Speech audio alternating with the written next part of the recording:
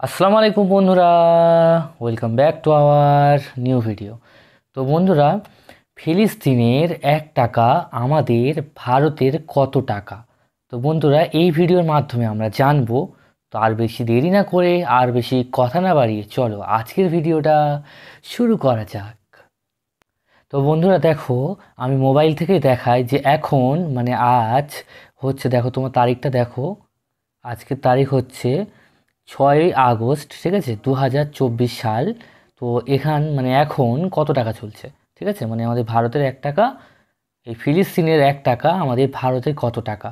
তো ফিলিস্তিনের 1 টাকা মানে ফিলিস্তিনের যে টাকাটা সেটাকে বলা হয় জর্ডান দিনার, ঠিক আছে। তো জর্ডান দিনার, ঠিক আছে, এটাকে নাম হচ্ছে, তো ওখানকার 1 টাকা হচ্ছে 118 টাকা 40 পয়সা। মানে আমাদের, মানে ওখানকার 1 টাকা হচ্ছে আমাদের এখানে 118 টাকা 40 পয়সা, এবং আমাদের যে হিসাব করলে যায় আমাদের 1 টাকা ওখানে অনেক কম দাম, ঠিক আছে। কিন্তু ওখানকার 1 টাকা আমাদের এখানে প্রচুর ভ্যালু, ঠিক আছে। 1 টাকা মানে হয়ে যাচ্ছে 118 টাকা 40 পয়সা।